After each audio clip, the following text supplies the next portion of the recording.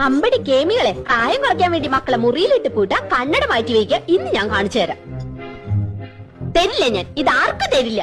ഇന്ദുന്റെ അടുത്ത കളി. പോയിട്ട് എത്ര നേരം മനുഷ്യ കിട്ടിയോ? കടയായ കട മുഴുവൻ അരിച്ചു പറക്കി ഒടുവിൽ ഒരെണ്ണം കിട്ടി. മഹാഭാഗ്യം. എന്റെ എന്തു വെറുതെ കണ്ട കടച്ചവണയൊക്കെ വാരിത്തേച്ച് ഉള്ള ചന്തം കൂടി കളയണ്ട. അസൂയ എല്ലാവർക്കും തോന്നും. ചേട്ടാ സത്യം പറ, എന്നെ ഇപ്പൊ കണ്ട ഒരു പ്രോസ്റ്റിറ്റ്യൂട്ടീവ് ലുക്കില്ലേ?